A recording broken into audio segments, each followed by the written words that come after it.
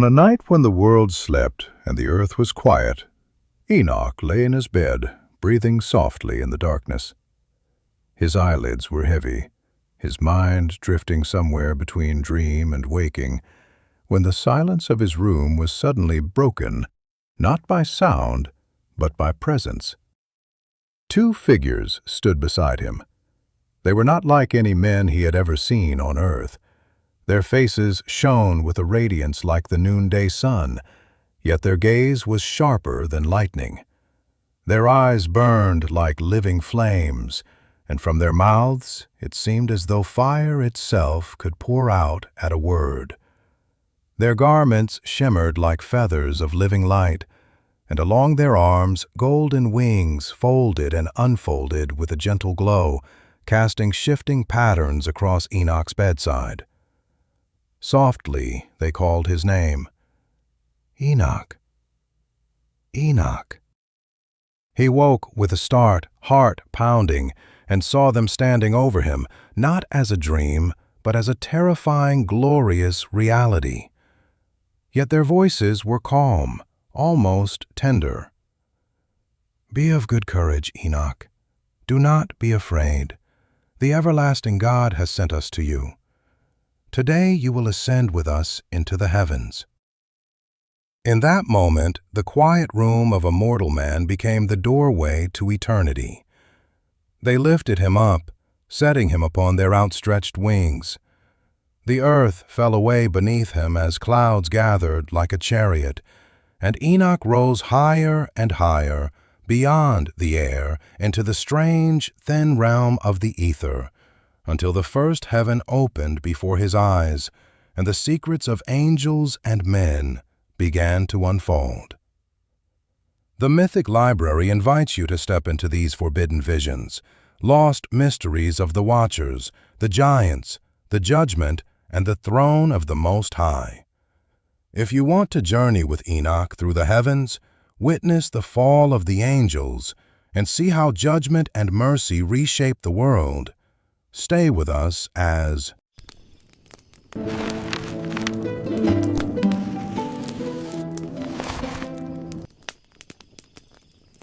Enoch had been an ordinary man in an ordinary room, lying upon his bed while the world outside rested in the quiet of night. His breathing was steady, his mind sinking into the depth of sleep, when a presence disturbed the silence, not with noise, but with pure, overwhelming glory. Two figures stood beside him. They were unlike any men who walked the earth. Their faces shone with a brightness like the midday sun, and their eyes burned like blazing lamps, alive with a fire that was not of this world. From their mouths it seemed as though flames themselves could pour forth with a single word. Their garments shimmered as if woven from feathers of light, layered and flowing, and upon their arms were golden wings, gleaming softly in the dimness beside his bed. Around them the air felt different, heavy with holiness, sharp with awe. They called his name in voices both gentle and powerful. Enoch, Enoch. He stirred, then awoke suddenly, his heart racing as he found himself under the gaze of these radiant beings. Fear seized him at the sight, but before terror could overwhelm him, they spoke with calm assurance.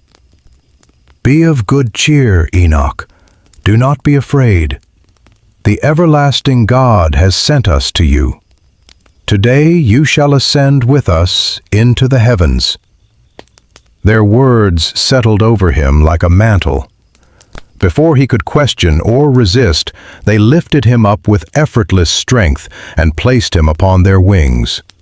The room, the bed, the earth itself fell away beneath him. Clouds gathered like a chariot beneath their feet, and they rose from the earth, carried upward. The air thinned, the world below became small, and still they climbed, past the familiar air, into the strange clarity of the ether, higher and higher, until they reached the first heaven. There Enoch saw what no mortal eyes had seen. The Elohim revealed to him mysteries of men and of God, secrets of the human heart, and the hidden counsels of heaven. Among the truths shown to him was the story of how the angels had fallen, and why the world groaned under a burden it could not bear. As humanity had multiplied upon the earth, daughters were born to them, women of great beauty, whose presence and form captivated the eyes of those who watched from above. The angels, the children of heaven, saw these daughters of men and were filled with desire. They said to one another, "Let us choose wives from among the daughters of men and beget children with them." Their leader, Semjaza, hesitated. He knew the weight of what they were proposing. "I fear," he said, "that you will not all follow through with this plan, and I alone will be left to bear the great punishment for this sin." But they answered him as one, "Let us all swear an oath together and bind ourselves with a solemn promise, so that none of us turns back from this deed." So they swore. 200 in all. They bound themselves by oath and descended from heaven in the days of Jared, the father of Enoch's father. They came down upon the summit of a mountain, high and towering. There they gathered, and because they had sworn and bound themselves there, they called it Mount Hermon. These were the names of their leaders: Semjaza, their chief, Arakiba, Ramael, Kokabiel, Tamiel, Ramiel, Danel, Ezekiel, Barakijal, Asael, Armaros, Batarel, Ananel, Zakiel, Samsapeel, Satarel, Turel, Jomjael, and Sariel. These were their captains, each one set over 10. Together with these leaders, the rest of the angels chose wives from among human women. Each took one for himself. They went into them, lay with them, and defiled themselves. They began to teach the women hidden things, secret arts that had not been given to mortals. They taught them spells and charms, incantations and enchantments. They showed them how to cut roots from the earth and revealed to them the knowledge of plants. The women became pregnant and gave birth to giants, enormous beings of terrifying size and strength, whose height reached great measures far beyond normal men. These giants consumed the labor of humanity until nothing remained. When humans could no longer sustain them, the giants turned violently against the people, devouring them. Their sin did not stop with mankind. They sinned against birds, beasts, reptiles, and fish. They twisted the order of creation and began to devour one another's flesh and drink blood. Violence multiplied. The world was filled with horror. The earth itself could not bear it. It cried out against the lawless ones, its suffering rising like a voice. Among the fallen, Azâzêl stood out in particular wickedness. He taught humanity how to forge swords and knives, how to shape shields and breastplates. He revealed the secrets of metalworking, showing them how to mine and refine the ores buried in the earth. He introduced the making of bracelets, ornaments, and jewelry, drawing hearts to vanity. He taught them the use of antimony and the art of beautifying the eyes. He revealed the value of precious stones and the use of dyes. Under his instruction, appearance became a tool, first of beauty, then of seduction, and finally of corruption. Wickedness spread like wildfire. People indulged in sin without restraint. Fornication became common, violence an everyday reality. The ways of men grew thoroughly corrupt. Semjazah, their chief, taught enchantments and the cutting of roots. Armorose taught how to undo spells, twisting even release into another kind of power. Barakajal disclosed the secrets of astrology. Kokabel taught the knowledge of constellations. Azâzêl revealed the ways of clouds. Arakiel explained the signs of the earth. Shamsiel showed the signs of the sun, and Sariel taught the course of the moon. What had been hidden and holy was poured out upon a world that was not ready for it, in a way that turned wisdom into weapons. Humanity, already fragile, broke under the weight of such knowledge misused. As the people sinned and perished under their corruption, their cries rose up from the earth. Voices of suffering, of injustice and fear climbed to the very gates of heaven. Michael, Uriel, Raphael, and Gabriel, the great archangels, looked down from the heavens. What they saw filled them with grief. Blood flowed across the earth like water. Lawlessness spread like a plague.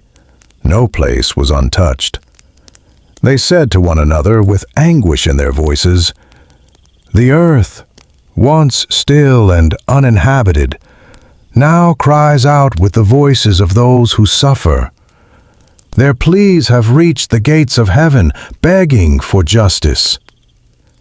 The souls of men who had died under injustice were crying out to the holy ones in heaven, "Take our case before the Most High. Do not let our blood be forgotten." So the holy angels turned their hearts and their eyes toward the throne that ruled all. They spoke to the Lord of all lords, to the God above all gods, to the King of kings whose throne stands unshaken through every generation, and whose name is holy and blessed forever. They said, "You are the creator of everything. All things are under your authority. Nothing can be hidden from you. You see what Azâzêl has done, how he has led the world into darkness by teaching humanity forbidden knowledge, secrets that were meant to remain in heaven. And Semjazah, who was given authority over his companions, has drawn them down to earth. They have taken human women, defiled themselves with them, and through their sin, the women have borne giants. Now the earth is soaked with blood and filled with evil. The souls of the dead cry out to heaven, and their sorrowful voices cannot be silenced. They plead for justice against the terrible wrongs being committed on the earth. Lord, you know all things before they happen. You see this devastation. We do not understand why you allow it to continue. You have not yet told us what we should do." Then the Most High, the Holy and Great One, spoke. His words moved through creation with the weight of unchallengeable authority. He called Uriel and said, "Go to the son of Lamech, to Noah, and tell him, 'In my name hide yourself. The end is near. The whole earth will soon be destroyed by a great flood. Everything will be wiped out. Tell him so that he may escape, and that his descendants may live to carry on the generations of the world.'" Then the Lord spoke to Raphael, "Go, find Azâzêl, bind his hands and feet, cast him into the darkness, into the desert of Dudael. Dig a deep pit there and throw him into it. Pile rough, jagged rocks over him and cover him in darkness, so that he may never see the light again. He will remain there until the day of the great judgment, when he will be thrown into the eternal fire. But now Heal the earth. Cleanse it from the corruption brought by the angels. Announce the healing of the land, so that not all of humanity will perish because of the secrets the watchers revealed. The whole earth has been ruined by what Azâzêl taught. Let him bear the weight of all sin. To Gabriel the Lord said, Go forth against the unholy offspring, the rebellious and corrupt.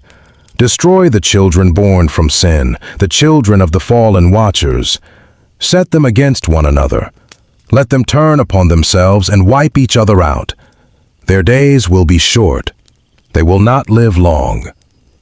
Then the Lord turned to Michael and said, Bind Simjaza and his companions, those who have tainted themselves by uniting with women and defiling their purity. When they see their sons killing one another and witness the destruction of those they love, bind them fast in the depths of the earth. They will remain there, imprisoned for 70 generations, until the final judgment, until the great day of reckoning that will last forever. On that day, they will be thrown into the fiery abyss, into torment and eternal imprisonment, where they shall never be free. Anyone condemned to destruction will be bound with them, sharing their fate for all generations to come. Wipe away the spirits of the corrupt and the children of the watchers, for they have wronged humanity. Let all wickedness be cleansed from the surface of the earth. Let righteousness and truth take root.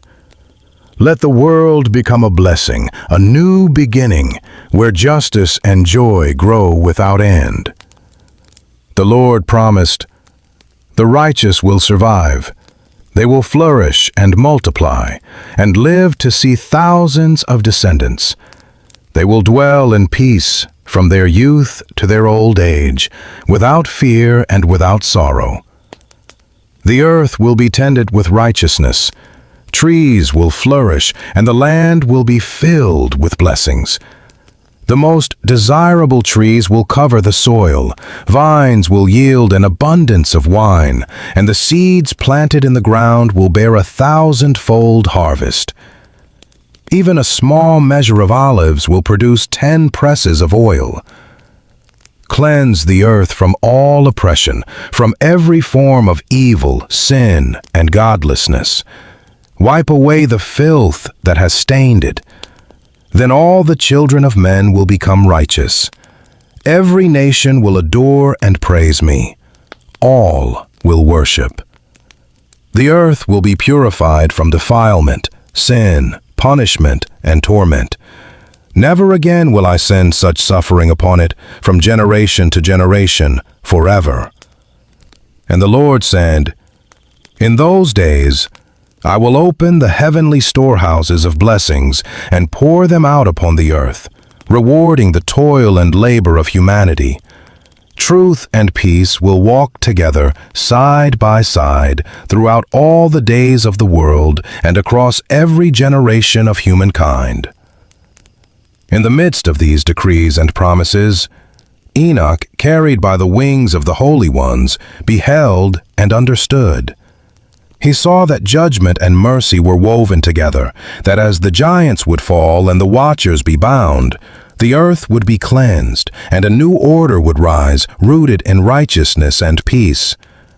The story of the fallen, the flood, and the future of the world was no longer hidden. It had been revealed to him in the first steps of his journey into the heavens. Before all these judgments were spoken, before the earth trembled under the weight of coming wrath, Enoch himself had vanished from among men. One day he had walked the earth as any other mortal. Then, quietly and without public sign, he was taken. People searched for him, but no one knew where he had gone or what had become of him. He had not died as others died. He had not fallen in battle or been buried under stone. He was simply gone. Enoch's life had become interwoven with the watchers, the heavenly ones who had not fallen. He walked among them, learned from them, and listened to the voice of the Great One. His days were spent not in the noise of cities, but in the presence of holiness. "I, Enoch," he would later say, "bless the Lord of majesty, the King of all ages." He knew that his life now belonged to the one who sat above all thrones, and he bowed his heart to him. In time, the Watchers, the holy angels who had not rebelled, summoned him. They called him by the name heaven had given him, Enoch, scribe of righteousness. They said to him, "Enoch, you scribe of righteousness, go and carry this message to the Watchers of heaven, the ones who abandoned their holy and eternal dwelling, who left the height of heaven and defiled themselves by joining with women. Tell them, you have behaved like the children of the earth, though you were never meant to be like them. You have brought great destruction upon the world. You shall find no peace. There will be no forgiveness for your sins.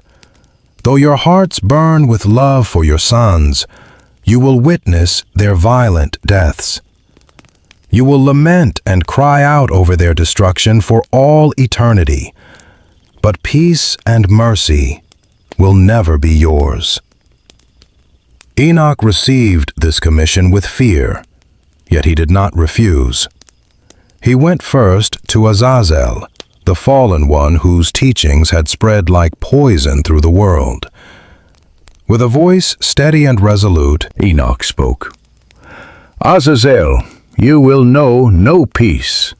A harsh and unbreakable sentence has already been issued against you, and you are bound by it forever. You will find no mercy. No request you make will be granted. This is the judgment for the wickedness you taught mankind, for the ungodly ways, the cruel acts, and the forbidden knowledge you revealed to them." From there Enoch went to the rest of the fallen Watchers. He gathered them together, spirits who had once shone with heavenly glory, now dimmed by rebellion and fear. A deep terror took hold of them when they saw him coming with the authority of the Most High. They trembled, for they knew they had sinned, and the weight of their guilt lay heavy upon them. In desperation they begged him. They said, "Enoch, write a petition for us, intercede for us, plead for mercy on our behalf. Go before the Lord of heaven with our plea. We can no longer lift our faces toward him. We cannot look to the heavens in our shame. We dare not speak to him, for we have been condemned." Their guilt clung to them like chains. They were mighty in power, but powerless in judgment. So Enoch did as they asked. He sat and wrote their petition, every request, every plea for mercy, every longing that rose from their fearful hearts. He recorded their deeds and their desires, asking that their days might be lengthened, that forgiveness might somehow reach them. When he had finished writing, Enoch set out to present this plea before the Lord. He journeyed to the waters of Dan, in the land of Dan, to the south and west of Mount Hermon, the very mountain where the Watchers had sworn their fatal oath. There, beside the flowing waters, he stood as a mediator between heaven and those who had fallen from it. Enoch took the petition and read it aloud at the water's edge. He poured out their words line by line, their sorrow and fear rising in his voice. He read until exhaustion overcame him. His body, still mortal and frail, could not bear the strain of such a burden forever. Weary, he collapsed into sleep by the waters. And as he slept, the realm of visions opened.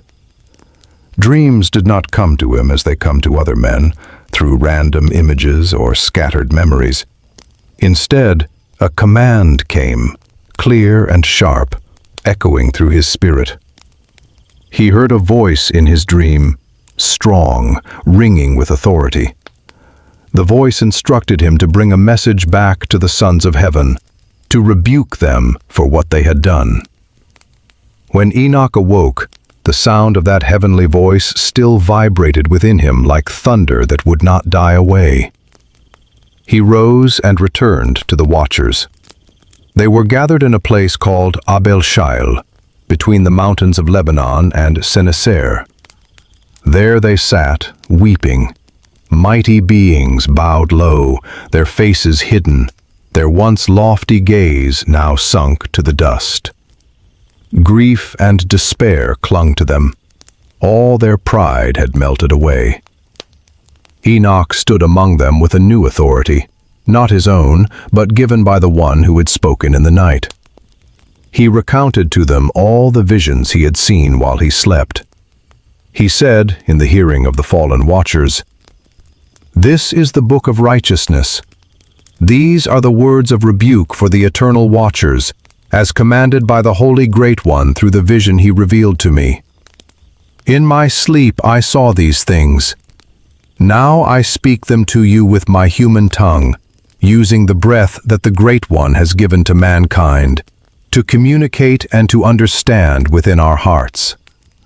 Just as he gave men the power to comprehend wisdom, he has given me the authority to rebuke you, the watchers, the once holy children of heaven." Enoch looked upon them, these beings who had descended in glory and now trembled in shame. "I wrote your petition," he said. "I wrote down your plea. I saw in my vision the truth of the matter. Your request will not be granted. Not now, not ever." A silence fell over them, a silence heavy as stone. "Judgment has already been passed upon you," Enoch continued, "and it stands for all eternity. From this moment on, you shall never ascend to heaven again.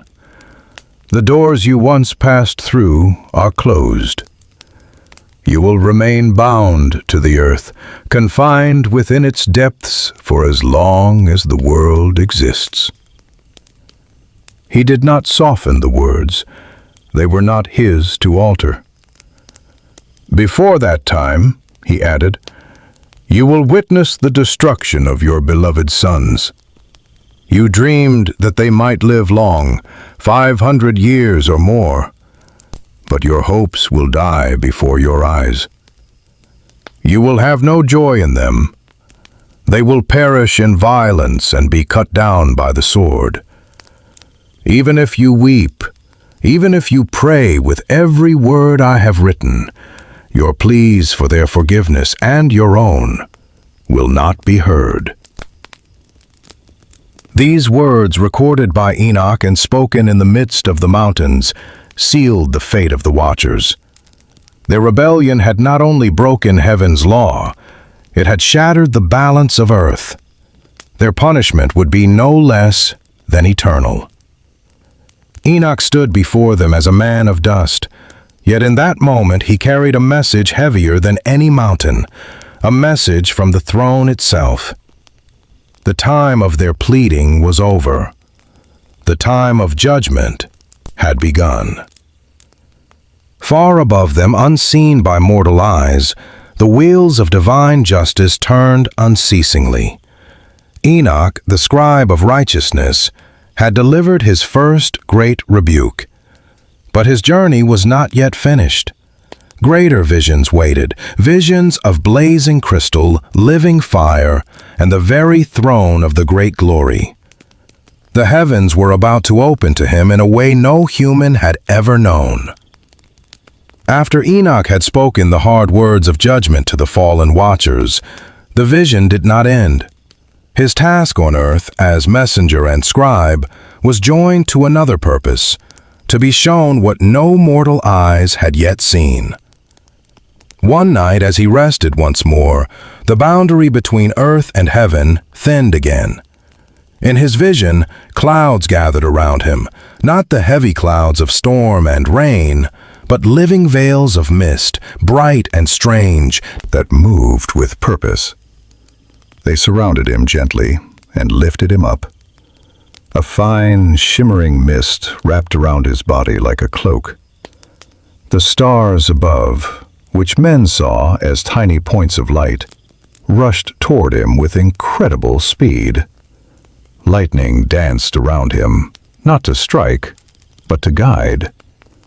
The winds of heaven bore him upward as though he were weightless, carrying him beyond the sky he once knew. Higher and higher he was taken, until he drew near an immense wall made of pure crystal. It stretched beyond anything he could measure, shining with a cold, hard brilliance. Flames licked along its edges like tongues of living fire. The wall was not stone, not metal, but something else, clear as glass, solid as the mountains, and blazing at every edge. Fear gripped Enoch. The clouds carried him closer, and he passed through the tongues of fire as though they were a gateway.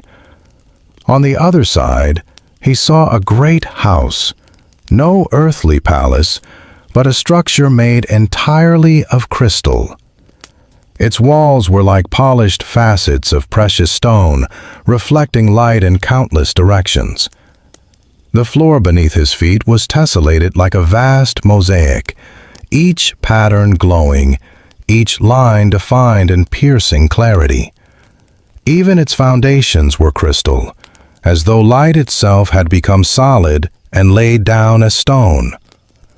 Above him, the ceiling stretched like a sky made of lightning.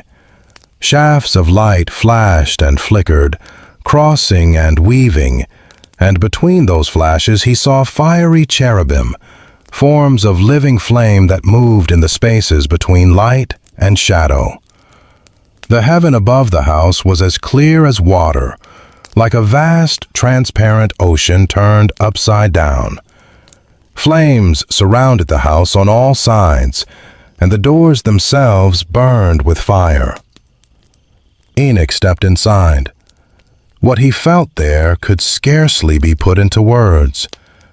It was as hot as fire and as cold as ice at the same time. There was no comfort, no laughter, no joy, only a weight of dread so great that his entire body trembled. His strength failed him. Overwhelmed by fear, he fell on his face, shaking uncontrollably. As he lay there, another sight appeared. He saw a second house, greater than the first, towering above it in majesty. Its gates stood open, wide and terrible. This second house was built not of crystal, but of fire itself. Its structure blazed with a brightness that defied description. No words from human tongues could fully contain its splendor. The floor within this second house was a river of fire, flowing and burning, yet held in perfect order. Above the fiery floor, he saw stars and lightning, and the ceiling burned with flame. And there, at the very heart of the house, he saw a throne. It rose high and vast, shining like crystal, and its wheels blazed like the burning sun. Around it, living beings, like cherubim made of flame, stood and moved in reverence. From beneath the throne poured a stream of fire so fierce and bright that Enoch could not bear to lift his gaze to it for long. Then he saw him who sat upon the throne, the great glory. His robe was brighter than the sun at its highest peak, whiter than the purest snow. His radiance was so intense that even the angels could not freely enter before him. They could not behold his face without fear. No mortal eye could endure such sight. Flames encircled him, and a vast fire burned before him like a sea of living light. No one dared approach. Yet despite the brilliance, Enoch saw that multitudes stood before the throne, 10,000 times 10,000, and thousands upon thousands. These holy ones stood in ordered ranks, waiting, watching, serving. But he who sat upon the throne needed no counselor, no advisor. His wisdom was complete. Enoch remained on his face, trembling, unable to rise. Then the voice of the Lord called to him, his own voice, not the voice of an angel. "Come, Enoch, and listen to my words." One of the holy ones came to him, touched him gently, and raised him up. He led Enoch to stand near the entrance, and Enoch, with his face bowed low, obeyed and listened. Then the Great One answered him with a voice full of strength and power. "Do not be afraid, Enoch, righteous man and faithful scribe of truth. Come closer and hear my words." Enoch's fear did not vanish, but he steadied himself to hear. "Go," the Lord said, "and tell the watchers of heaven who have sent you to plead for them. It is not for men to plead on your behalf. It was you, heavenly ones, who should have interceded for men. Why did you abandon the high, holy, and eternal heaven? Why did you lay with women, defiling yourselves with the daughters of men, taking them as wives and fathering giants, your corrupted sons? You were spiritual beings, living eternal lives, pure and unbound by death. Yet you stained yourselves with the blood of women and produced children of flesh. You desired the cravings of mortal flesh and blood, like those who die and pass away. I gave men wives so that they might bear children and continue life upon the earth, so that nothing would be lacking in my creation. But you were not meant to be like them. You were spirit, born for heaven, not for the earth. For the spirits will dwell in heaven, not among mortal men.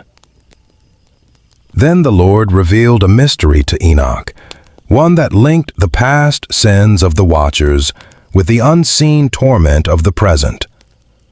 "But now," he said, "the giants, your offspring, born from the union of spirits and flesh, shall be called evil spirits upon the earth.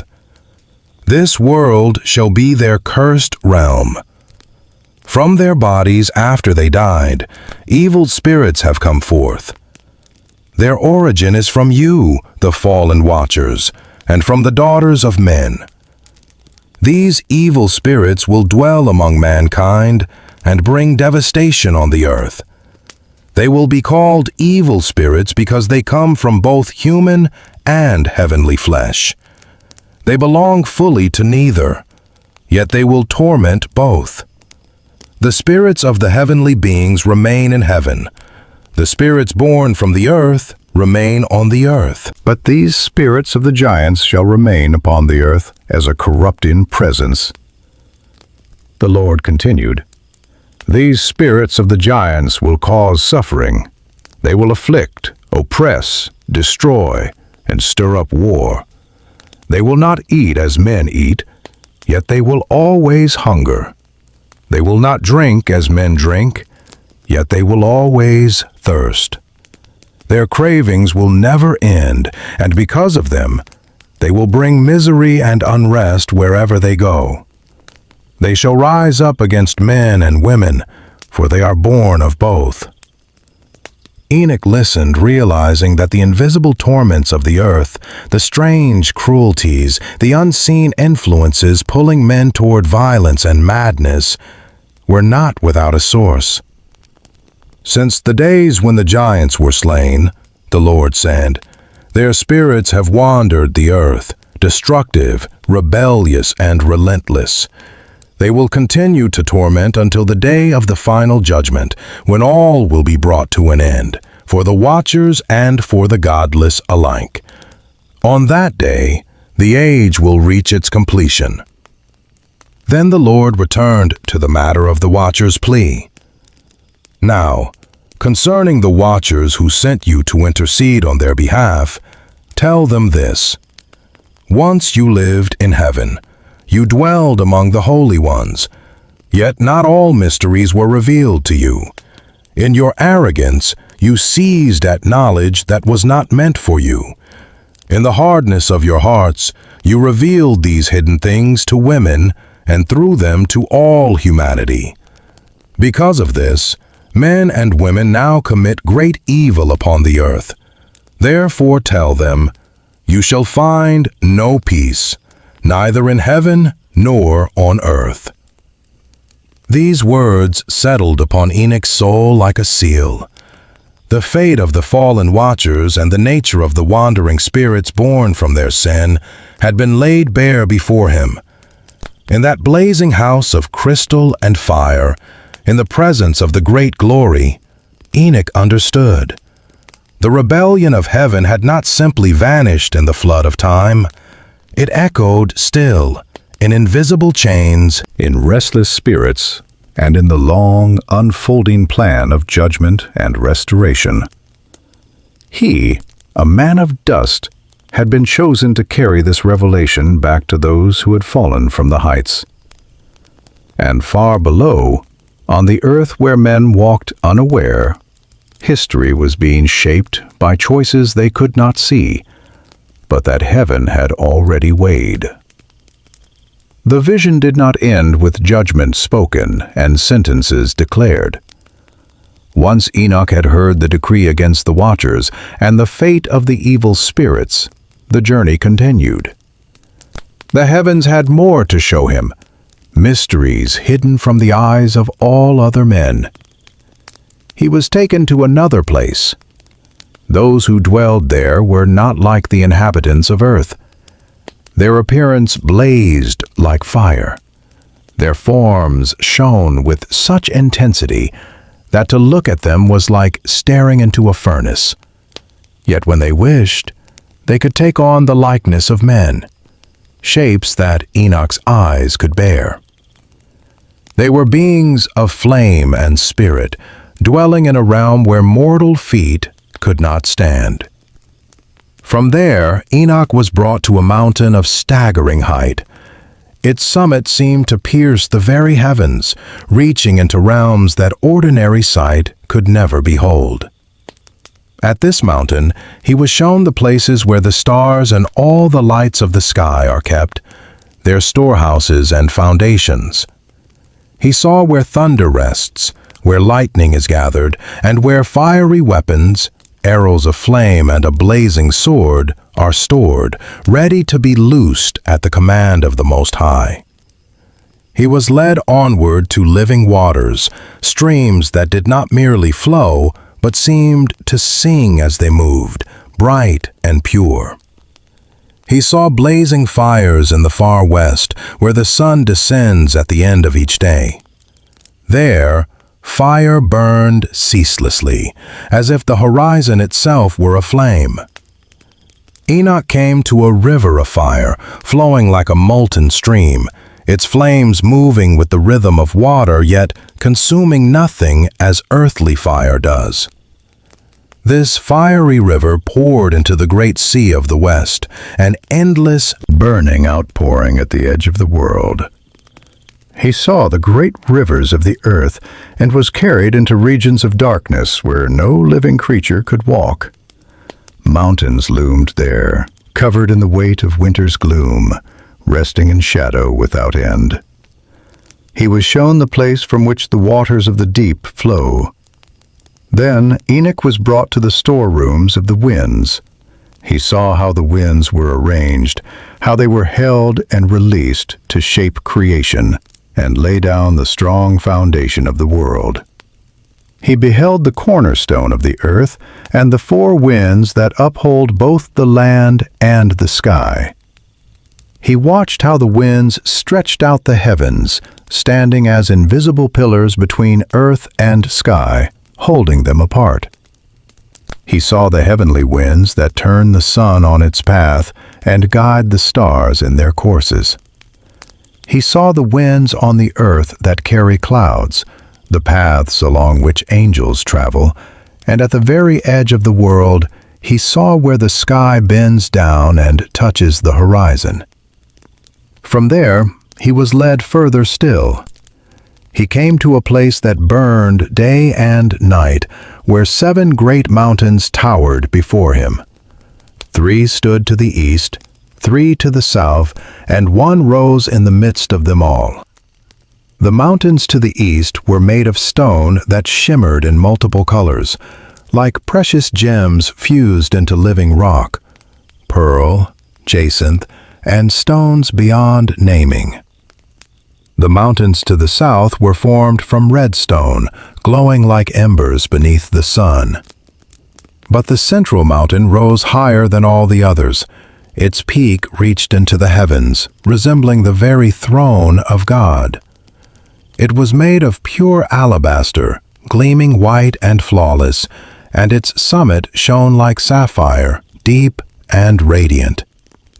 Flames burned continually before this middle mountain, and beyond it lay the end of the earth. Enoch saw where the heavens themselves were completed, where the fabric of creation reached its outermost boundary. There he was shown a deep abyss, so vast that he could not measure its height or depth. It was filled with columns of heavenly fire, rising and falling like pillars of flame without end, disappearing into depths unseen and heights unreachable. Beyond this abyss, he saw another place. Here, there was no firm sky above and no solid ground below, only a desolate, empty waste, a realm of utter void and horror. In that forsaken expanse, he saw 7 stars, burning like great mountains of fire. They did not move freely through the heavens as other stars did. They were bound, fixed in that dreadful place.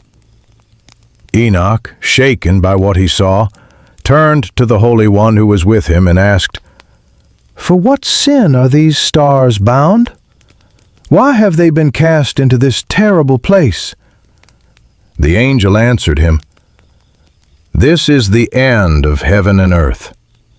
This is the prison of the stars and the heavenly beings. These 7 stars that roll over in the fire are those who transgressed the command of the Lord. They did not rise when they were appointed to rise.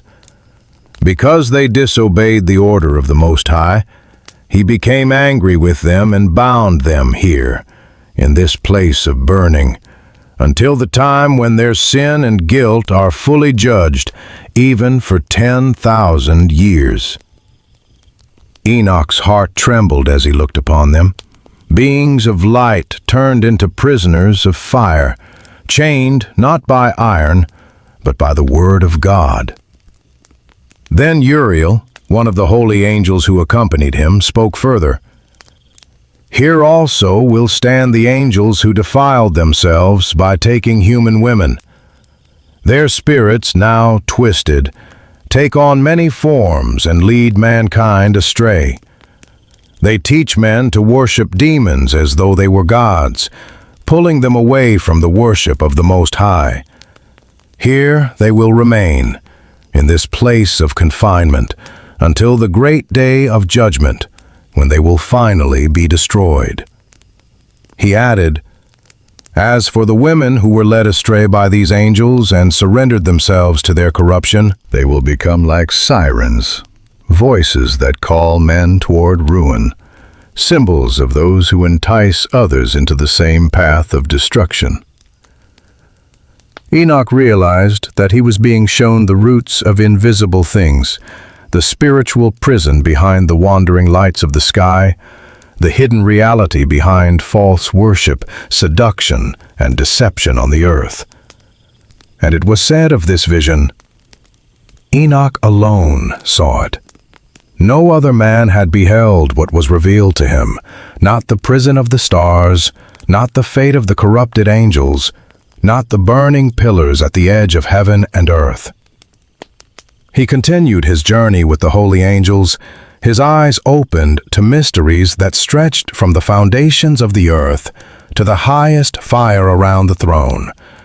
Every step revealed a hidden structure, where light is stored, where thunder sleeps, where stars are chained, and where those who rebelled wait for a judgment that cannot be escaped. The more he saw, the more he understood that no act, whether of man, angel, or fallen spirit, was ever truly lost or forgotten. Everything had its place. Everything was being held for its appointed time. Though Enoch had already seen prisons of fire, chained stars, and bound angels, his journey with the holy ones was far from over.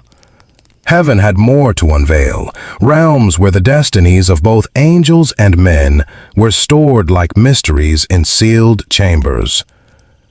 The holy angels who walked beside him began to reveal themselves more clearly, not merely as guides, but as appointed guardians over creation. These, Enoch was told, are the names of the holy angels who watch over the world and its unseen depths. Uriel, who oversees the world and the hidden places of Tartarus, the deep shadowed regions where the rebellious are held. Raphael, set over the spirits of men, especially those who suffer, those who are broken, and those who seek healing. Raguel, charged with taking vengeance upon the world of the luminaries. He brings order where the heavenly lights have gone astray. Michael, set over the best portion of humanity and over chaos itself, a protector, a warrior, a shield for those whom God has chosen. Sarachael, appointed over the spirits of those who sin in spirit, whose transgressions reach beyond flesh into unseen realms. Gabriel, who watches over paradise, over the serpents, and over the cherubim who guard holy places with flaming swords. And Remiel, set over those who shall rise again from the dead, the keeper of the hope of resurrection. These names settled into Enoch's mind like stars sliding into their places in the sky. He understood that behind every hidden power on earth and in heaven, there was order. Angels set in authority, each one with a task that fit into the Great One's design. From there, Enoch was taken to a place unlike any he had seen before. All around him was chaos. There was no sky above in any familiar sense, no firm earth beneath his feet, only a vast, terrible space where nothing seemed stable. It was both abyss and ruin, a place where foundations had been torn away. In this place of disorder and horror, Enoch saw 7 stars again, this time bound together in a single region, held captive in the midst of this desolation. They burned like great mountains of fire, their light restrained, their movement arrested. The sight shook him. He turned to the holy angel who guided him and asked, with urgency in his voice, "For what sin are these stars bound? Why have they been cast into this dreadful place?" Uriel, the chief among them at that moment, answered, "Enoch, why do you ask? Why are you so eager to know? These stars are among those who transgressed the commandment of the Lord. They failed to appear at their appointed time and did not rise according to the order given to them. Because of this, they have been bound in this place until the fulfillment of the 10,000 years of their sin." Enoch realized that even the stars, those distant lights men gazed upon and thought eternal, could rebel. And when they did, they were not beyond judgment. Light itself could be chained if it defied the one who made it. From there he was taken to another place, even more dreadful. Before him stretched an immense fire, cleaving down to the deep, columns of flame that seemed to sink endlessly into a bottomless chasm. This fire did not flicker or wane. It blazed in solid, towering shafts, like pillars holding up a roof of judgment.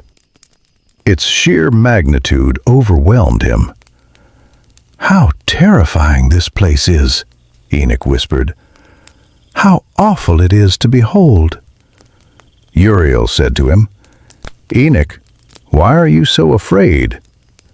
Enoch answered, "Because of this fearful place and the sight of such intense pain. Everything here feels like punishment without end." Uriel replied, "This is the prison of the angels, the place where they will be confined forever."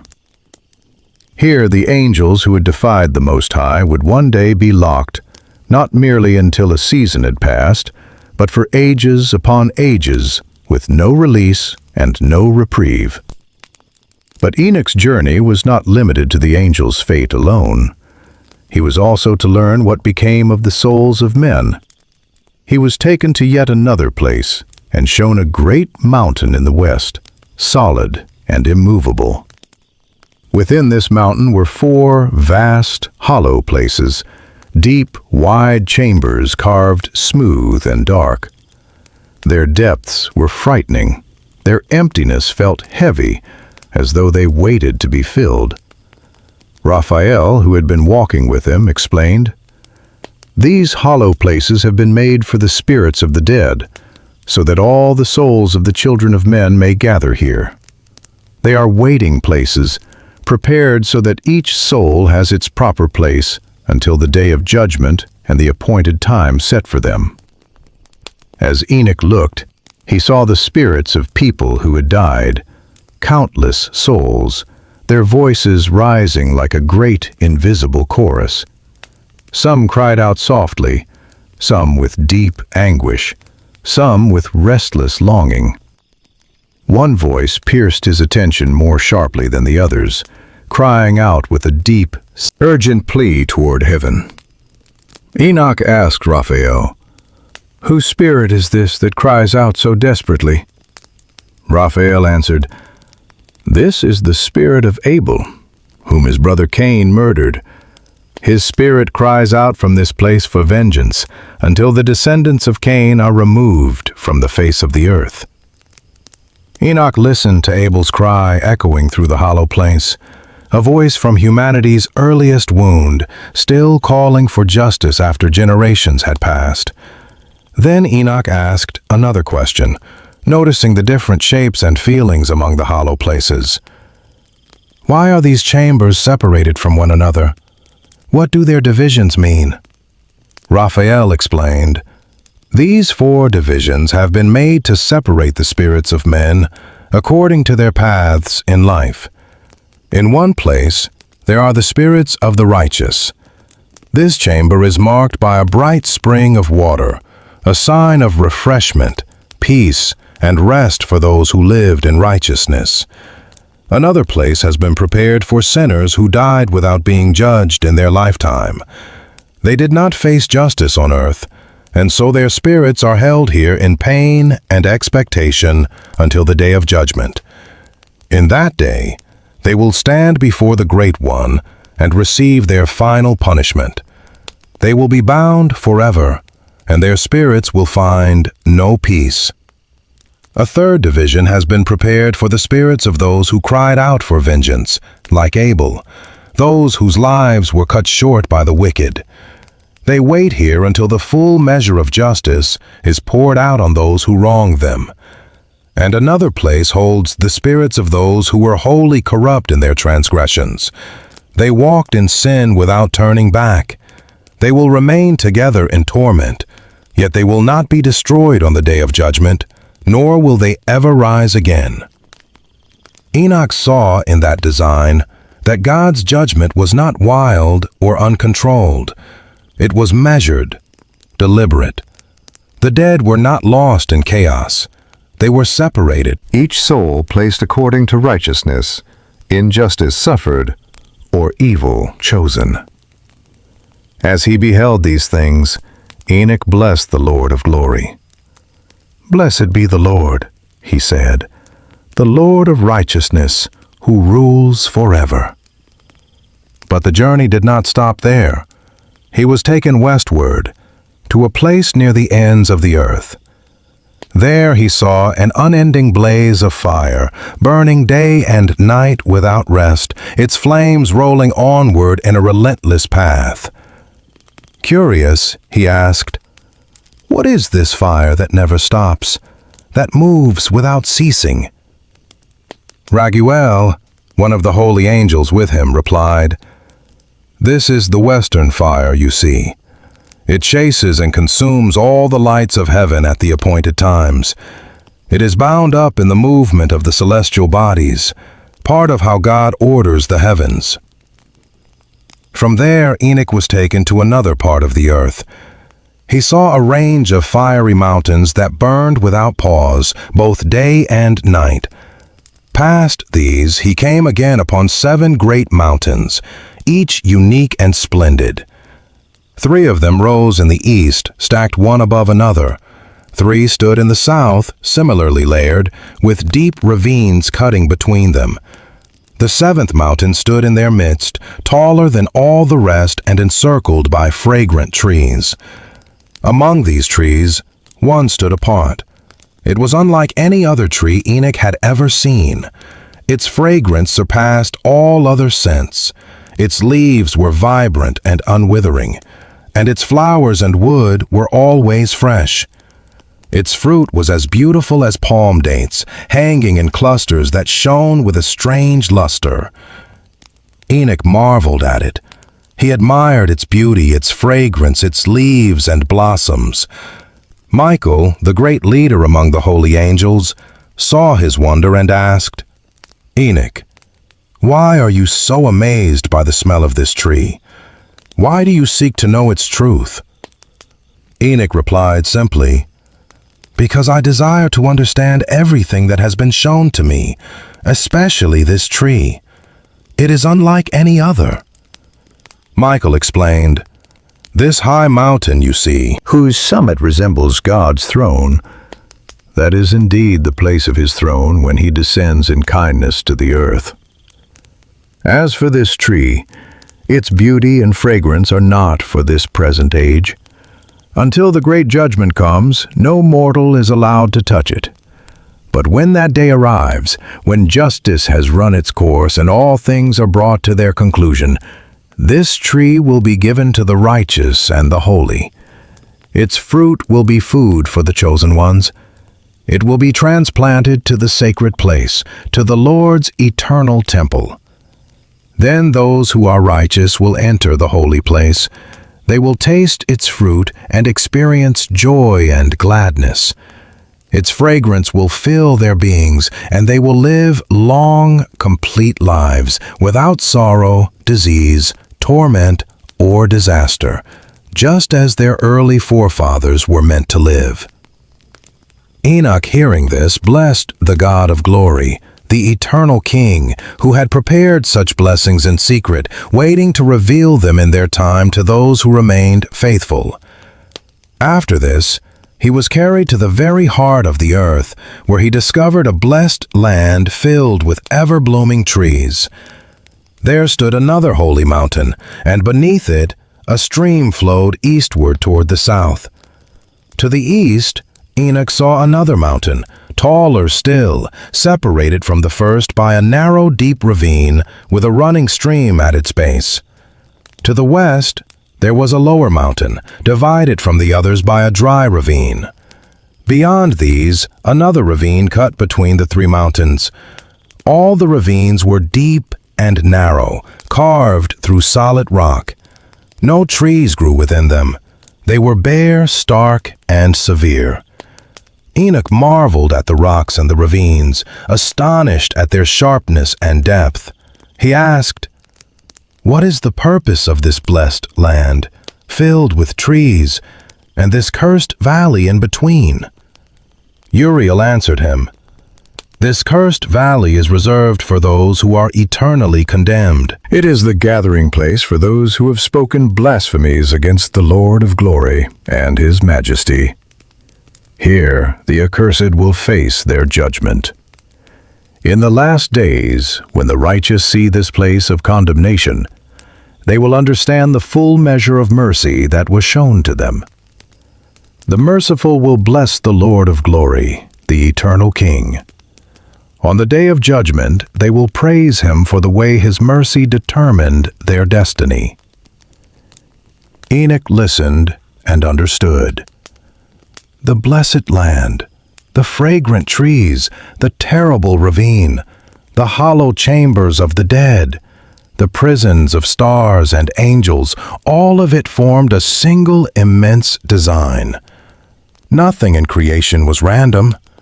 Every place had meaning, every soul, every spirit, every rebellion, every cry for justice had a place where it would be answered.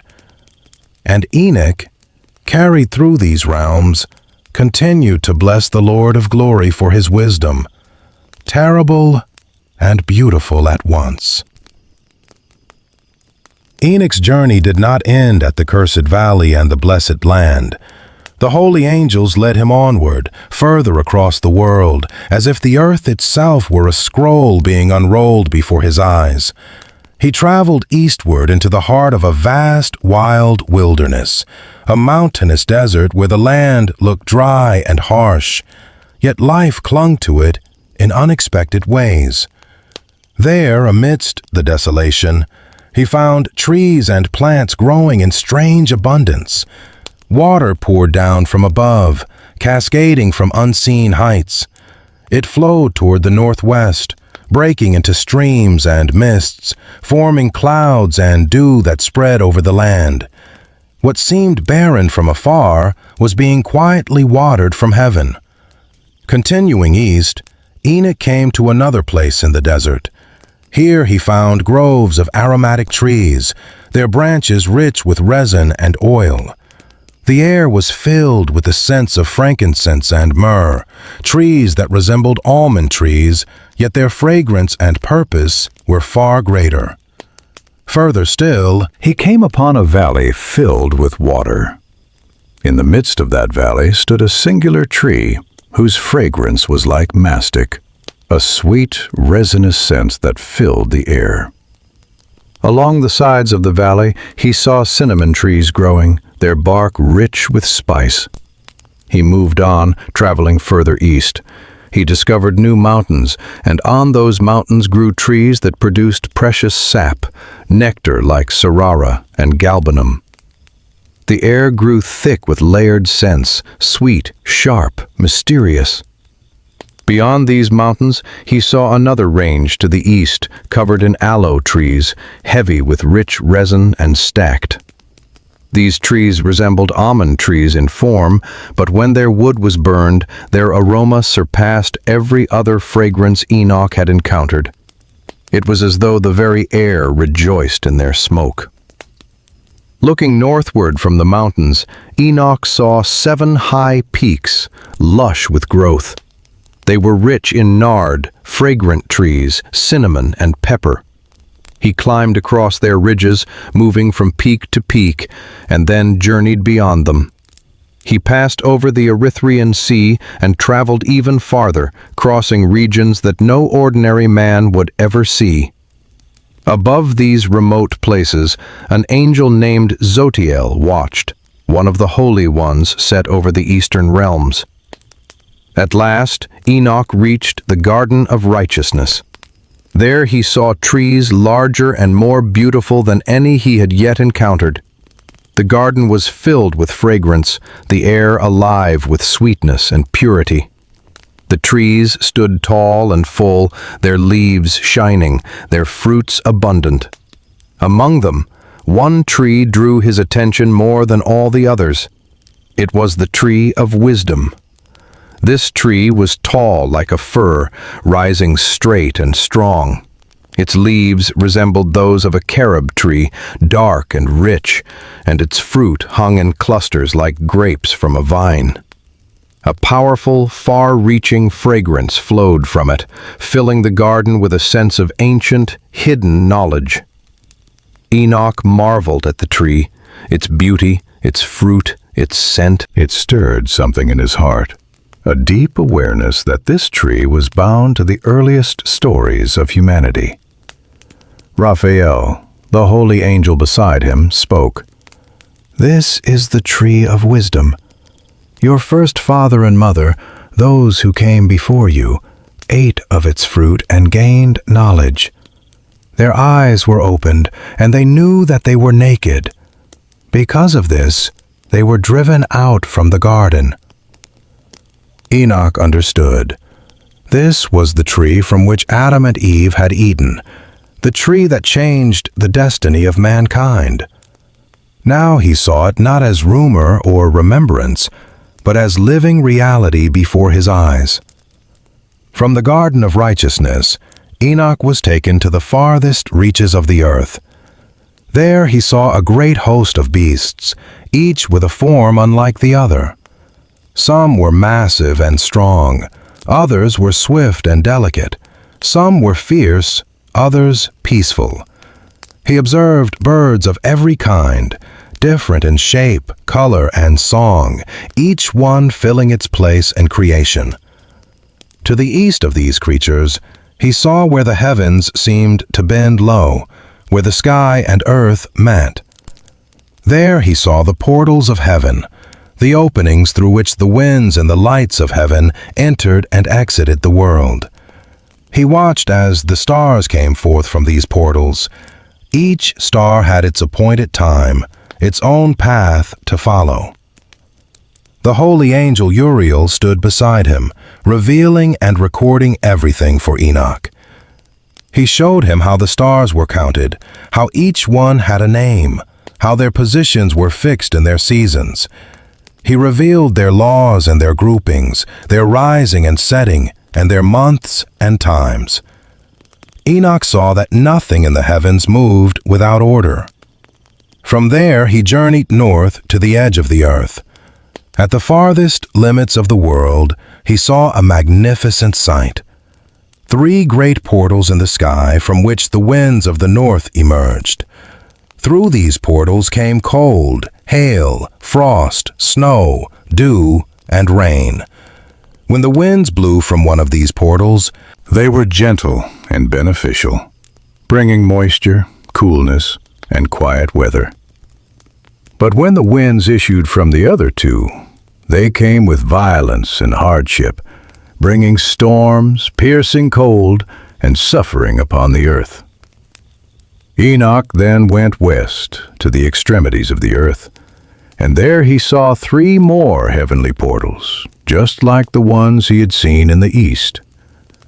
Through them also the winds and elements moved according to their appointed times. Traveling south, he came to the farthest edge of the earth in that direction, and again he saw 3 open portals of heaven. From these emerged dew, rain, and wind, shaping the climates and seasons of the world below. Finally, he returned to the east, where he saw 3 more portals of heaven opened, with smaller openings above them. Through these smaller ones, the stars passed along their paths, traveling toward the west in perfect order, never straying from their assigned routes. Each direction of the earth, each portal of heaven, each wind, each star, everything moved in harmony with the command of the Lord of Spirits. Enoch watched and listened. Every time he beheld a new wonder, his response was the same. He blessed the Lord of glory, praising the greatness of his works. He understood that these revelations, the structure of the winds, the paths of the stars, the divisions of the earth, the chambers of the dead, were not shown to him merely for his own sake. They were meant as a message to the elect and righteous, to those who would hold fast in the final days, when the wicked and the godless would be removed from the earth. Enoch began to speak words of blessing over them. He spoke not only to his own generation, but to those who would come after, to people far in the future who would face days of trial and judgment. He said, in essence, "Listen, you righteous and elect, who will endure when the wicked are removed. These visions are not only for those long ago, but for a generation yet to come. The Holy One has revealed these things, so that you may know that he has measured the world, numbered its days, and prepared both judgment and mercy. In the heavens, Enoch had seen the Holy One revealed to him by the angels. He heard and understood their words, and yet he knew this wisdom was not meant to remain locked in his own time. It was a message stretching across ages, reaching to a future people who would need to understand that nothing in creation was out of God's control, no matter how chaotic the world appeared. The same Lord who ordered the stars and the winds, the same one who kept the souls of men in their appointed places, was the one who would judge the wicked and defend the righteous. Even in days when evil seemed to prosper and justice seemed delayed, the design Enoch saw remained unbroken. He had witnessed the garden of righteousness. He had seen the tree of wisdom. He had heard the cry of Abel and the separation of souls. He had watched stars rise from portals, winds pour from heaven, fires burn at the edges of the world. And in every vision, he found the same truth. God had not abandoned his creation. He had arranged it. He was watching it. And in his time, he would judge it. Enoch, the son of Jared, grandson of Mahalalel, and descendant of Adam, did not only receive visions of fire, stars, and the hidden places of the earth. Another vision was given to him, a vision of wisdom. This vision marked the beginning of his prophetic words, not just as a recorder of what he saw, but as a messenger speaking directly to the generations of mankind. He said, "Listen to my words, all of you who lived before, and all of you who will come after. Hear what I speak in the presence of the Holy One, before the Lord of Spirits."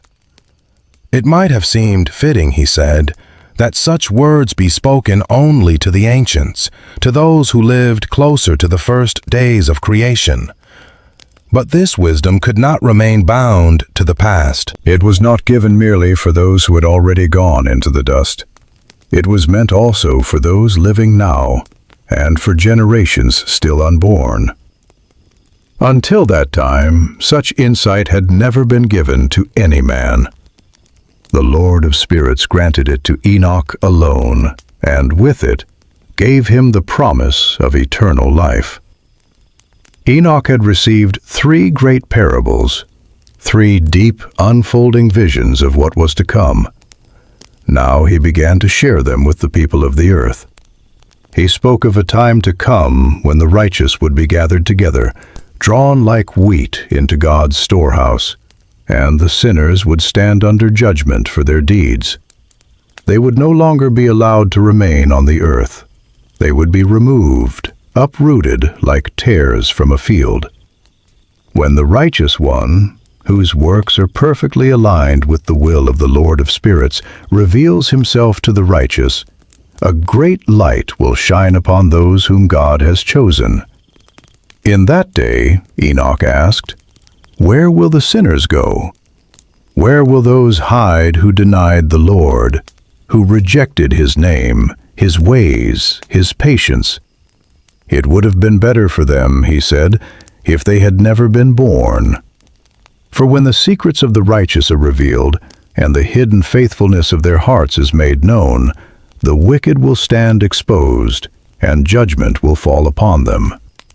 Those who are powerful and exalted in this age will lose their status. They will not be able to stand before the holy ones.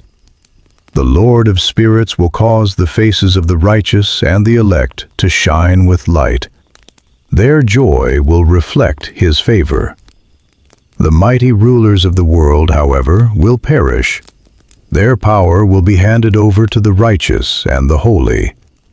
From that time forward, they will no longer be able to seek mercy from the Lord of Spirits, for their time of choice will have passed, and their lives will have been weighed and found wanting. Enoch saw in his vision that a day would come when holy and chosen sons would descend from the heavens and unite themselves with the children of men, not in corruption as the watchers had done, but in blessing, in purpose, in alignment with the will of God. He was entrusted with sacred writings, words filled with fervor, with sorrow, with judgment. Yet no mercy would be extended to the persistent wicked, said the Lord of Spirits. Mercy had been offered in life. When spurned, it would not abide in judgment. One day a whirlwind carried Enoch away from the earth again, and placed him at the very edge of the heavens. There he saw the dwelling places of the holy and the resting places of the righteous. He watched how they prayed and interceded for humanity. Their prayers rose like a river of light, and righteousness flowed among them like water. Mercy descended from above like gentle dew falling upon the earth. This state of righteousness and mercy, he learned, would endure forever. In that holy region, Enoch saw the chosen one, the one who embodied righteousness and faith. His dwelling was under the protection of the Lord of Spirits, hidden and yet exalted. His reign would be marked by justice. Those who stood before him would be countless, an assembly of the righteous without number. They would burn like bright lights in the presence of the Lord, their mouths filled with blessing, their lips constantly praising the name of the Lord of Spirits. Righteousness would never depart from their company. Enoch's heart longed to dwell in that place. His spirit reached toward that realm as if it had always known it was his true home. He understood that this had always been his allotted portion, ordained by the Lord of Spirits from before his earthly days. During that time, Enoch praised and exalted the name of the Lord of Spirits. He recognized that any glory in his life, any blessing was not his own achievement, but a gift from the one who had chosen him. For a long time, his eyes remained fixed upon that holy place. He watched, he listened, he internalized what he saw, and he blessed and praised God, saying in his heart and with his mouth, "Blessed is he, and blessed may he be, from the very beginning until the end of time. There is no before him, and no after beyond him. For he knows all things before creation and through every generation that follows." Enoch saw beings who never slept, eternal ones who stood continually before the glory of the Lord. They did not tire, they did not rest, they did not cease from praising him. They said, "Holy, holy, holy is the Lord of Spirits, who fills the earth with spirits." Enoch saw these timeless beings, always awake, always worshiping. "Blessed be thou," they said, "and blessed be the name of the Lord forever and ever." As Enoch beheld this vision, his face changed. The radiance of what he saw left a mark on him, so intense that he could no longer bear the full sight of it. The weight of glory was almost too much for a human frame. After this, Enoch saw an innumerable multitude, thousands upon thousands and 10,000 times 10,000, standing before the Lord of Spirits. Around the Lord, on all four sides, there were four distinct presences, unique, different even from the eternal beings Enoch had seen before. An angel who accompanied him revealed their names and explained their roles. The voices of these four presences rose like a chorus in the presence of the Lord of Glory. The first voice praised the Lord of Spirits without ceasing, glorifying his holiness and power.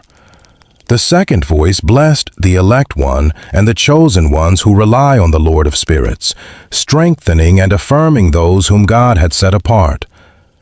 The third voice prayed and interceded for the people on earth, pleading for mercy, for help, for the lifting of burdens in the name of the Lord of Spirits. The fourth voice stood against the Satans, the accusers, and prevented them from bringing charges against the people of the earth before the Lord of Spirits. Enoch, listening to these four voices, turned to the angel of peace who had shown him all these hidden things and asked, "Who are these four presences whose words I have heard and recorded?" The angel replied, "The first is Michael, the compassionate and patient one. The second is Raphael, who oversees all diseases and wounds among humanity, bringing healing and restoration. The third is Gabriel, who is set over all the powers, overseeing strength, might, and the hosts of God. The fourth is Phanuel, who is set over the repentance and hope of those who will inherit eternal life. These are the four angels of the Lord of Spirits. These are the voices you heard in those days." After this, Enoch saw all the hidden arrangements of the heavens, how the kingdom above is structured, how the actions of men are weighed and measured. He beheld the homes of the elect and the holy, and he saw sinners being cast out from these places because they had denied the name of the Lord of Spirits.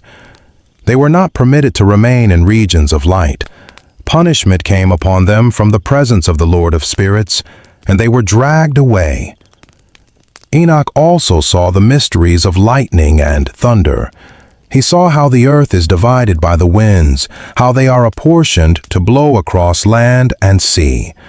He saw the treasury of the clouds and the chambers of dew, how they rise from their sources and saturate dry ground. He witnessed the chambers of hail, mist, and rain, which had been stored and ordered since the world's beginning. He saw the chambers of the sun and the moon, their paths across the sky and their radiant returns. He understood how one is greater in light than the other, and how both remain faithful to their courses. They do not depart from the paths assigned to them. They do not add to or subtract from the length of their journeys. They keep their oath, given before the Lord of Spirits. The sun follows its path according to his command, and the name of the Lord of Spirits is mighty forever.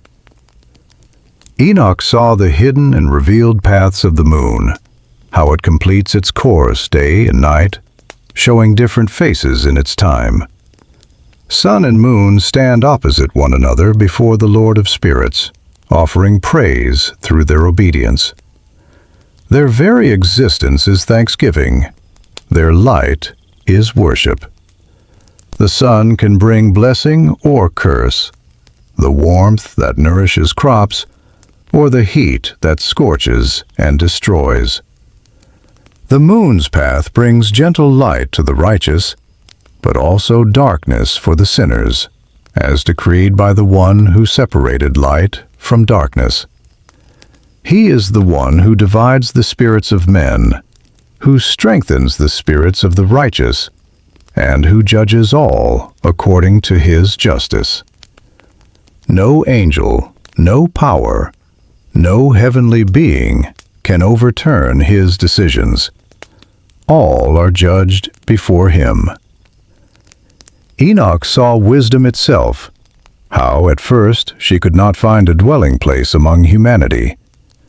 Wisdom descended, seeking a home among the children of men, but their hearts were not ready to receive her.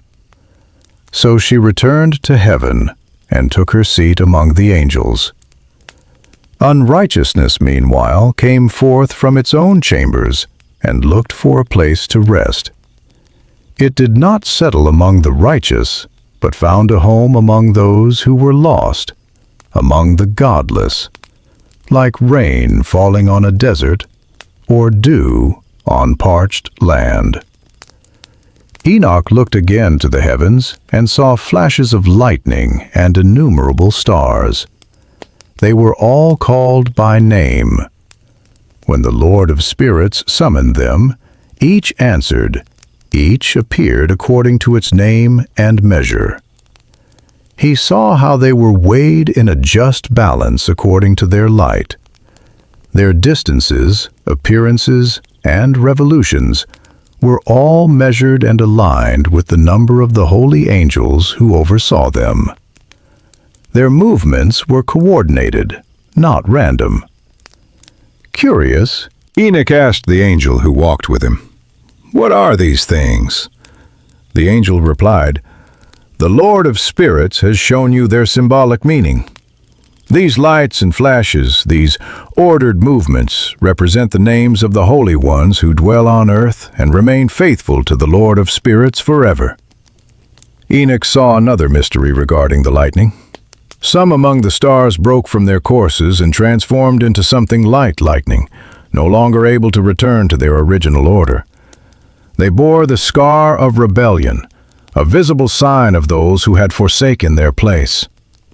All these things led into the second parable, the message for those who reject the holy dwelling places of the righteous, who deny the Lord of Spirits and refuse his name.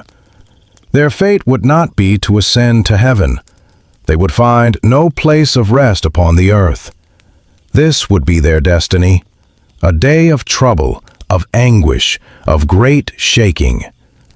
On that day, Enoch saw that the elect one would sit upon a throne of glory and judge the deeds of those who rejected God. The resting places of the righteous would be many, and their souls would be strengthened as they saw the elect ones and all those who had called upon the glorious name of the Lord. Then the elect one would dwell among them, and heaven itself would be transformed into a realm of blessing and unending light. The earth would be renewed and made a place of blessing, a dwelling for the elect ones, while sinners and wrongdoers would be barred from entering. The righteous would be given peace, and they would live before the Lord without fear. But for the sinners, there would be judgment. They would be removed from the earth, and their power would be broken. In all this, Enoch saw both severity and kindness, judgment for the unrepentant, mercy and peace for the faithful. The same God who measured the paths of the stars had also measured the destinies of men. In all that Enoch had seen, the heavens, the winds, the fiery prisons, the chambers of souls, one vision rose above the rest in power and mystery. It was a vision of the one who would stand at the center of all judgment and all hope. In that vision, Enoch saw someone called the Head of Days. His hair was white like wool, ancient and pure. His very presence spoke of ages upon ages, of a wisdom that stood before the beginning and remained after the end. Near him stood another figure. This second one had the appearance of a man, but his face shone with a grace that resembled the holy angels. There was something both familiar and beyond understanding in him, human in likeness, yet radiant with a light that did not belong to earth. Enoch felt awe and curiosity stir within him. He turned to the angel who guided him and asked, "Who is this Son of Man? Where did he come from? Why does he stand beside the Head of Days?" The angel replied, "This is the Son of Man who embodies righteousness. He carries within himself all righteousness. He reveals hidden treasures, mysteries that were sealed before creation.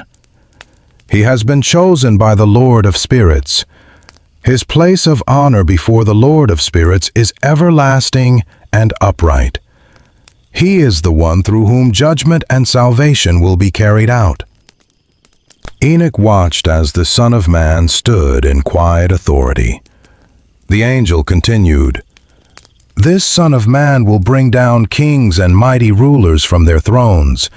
He will shatter the power of the strong and destroy the dominion of the wicked. Those who refused to recognize the source of their power, who did not praise or acknowledge the Lord of Spirits, will be cast down. Their faces will be filled with shame. They will dwell in darkness and decay, with no hope of restoration, because they did not honor the name of the Lord of spirits. Enoch saw that these were the ones who had judged the stars of heaven, who exalted themselves, who trampled the earth with their injustice. Their wealth had become their God, their strength, their trust. They placed their faith in idols, the works of their own hands, and refused to honor the one who created all things. They persecuted the gatherings of the faithful, attacking those who trusted in the name of the Lord. In those days, Enoch saw that the prayers of the righteous and the cries of innocent blood spilled upon the earth would rise to the Lord of spirits like a great outcry. The holy ones in heaven would join their voices with those on earth. Together, they would plead that the blood of the righteous not be forgotten, that their prayers and their suffering not be in vain. They would seek justice, asking that the righteous not be left bound to pain forever. Then Enoch saw the head of days take his seat upon the throne of glory. Before him, the books of the living were opened, records of every deed, every word, every hidden thought. All was laid bare. Nothing was missing. The hosts of heaven, along with his counselors, stood in his presence. The holy ones rejoiced, for they saw that the time had come. The number of the righteous was complete. Their prayers had been heard. Their blood had been accounted for before the Lord of spirits. In that vision, Enoch saw a fountain of righteousness, an endless source, pure and overflowing. Around it were many streams of wisdom. All who were thirsty came to drink and were filled with understanding. Those who drank found themselves dwelling among the righteous, the holy, and the elect. Their home was no longer the earth as it once was, but a renewed place shaped by righteousness. At that moment, Enoch saw the Son of Man being named in the presence of the Lord of spirits and before the head of days.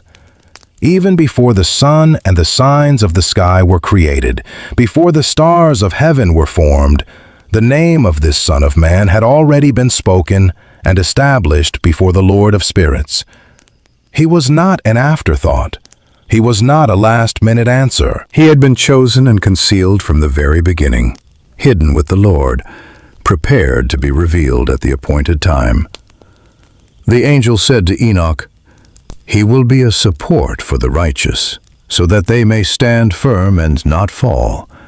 He will be a light for the nations, a source of hope for those whose hearts are troubled. All who dwell on the earth will bow before him. They will worship and bless and praise the Lord of spirits through him."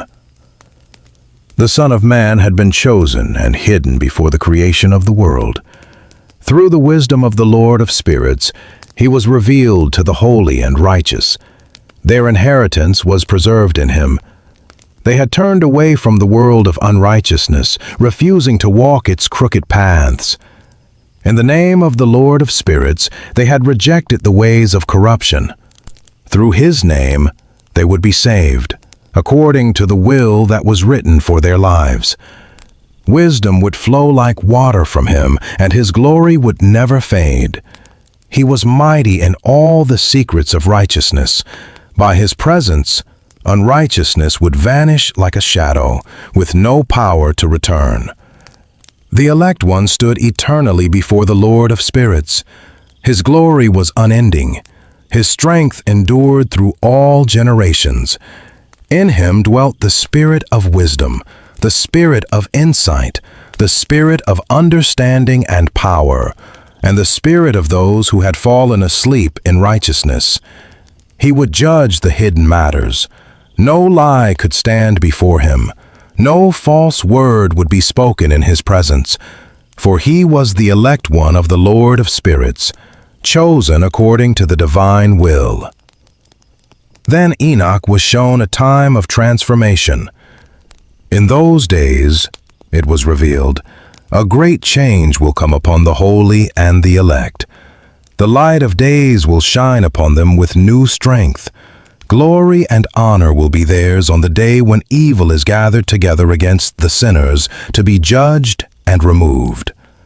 The righteous would triumph in the name of the Lord of spirits. When others saw their deliverance, many would be moved to repentance. They would turn away from their evil deeds, recognizing that their path had been leading them into destruction. These who turned at the last would not gain honor in the same way as those who remained faithful from the beginning. Yet they too would be saved through the name of the Lord of spirits. The Lord would show great compassion, for his mercy is deep and his kindness beyond measure. His judgment would be just, and in his glorious presence unrighteousness would not endure. Those who hardened themselves against him, refusing to repent, would perish. From this point onward, the Lord of spirits declared, he would no longer show mercy to those who chose defiance. The time of patience would give way to the time of reckoning.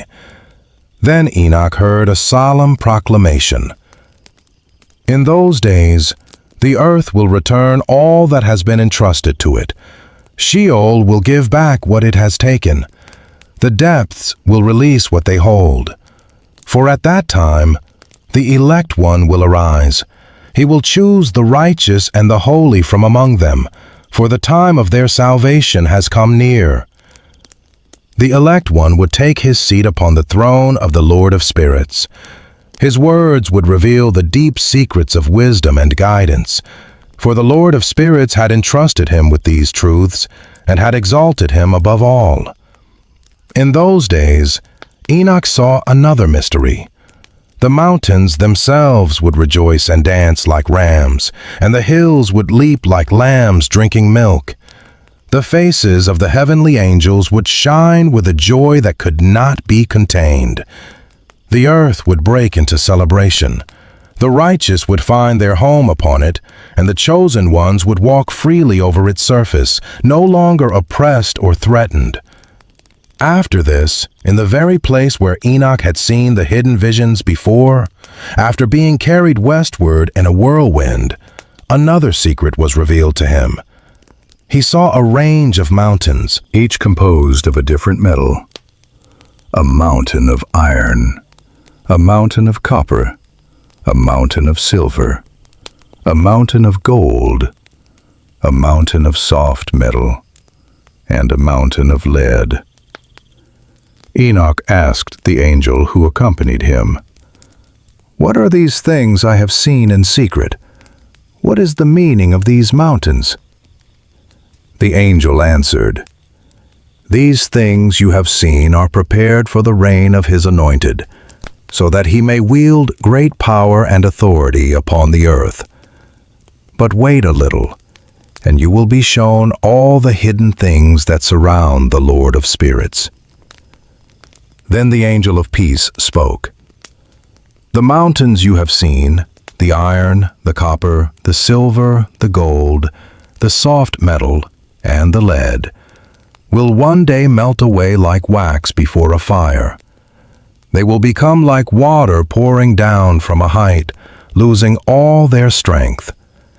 They will have no power in the presence of the elect one." It was shown to Enoch that in those days, no one would be able to secure salvation by gold or silver.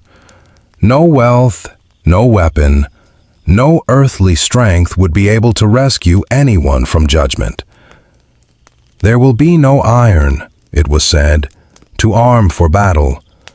No armor will remain to protect. Bronze will be of no use, tin will be worthless, and lead will be rejected. All these metals, all these earthly treasures, will disappear and be destroyed from the surface of the earth when the elect one appears before the Lord of spirits. Enoch then saw a deep, yawning valley.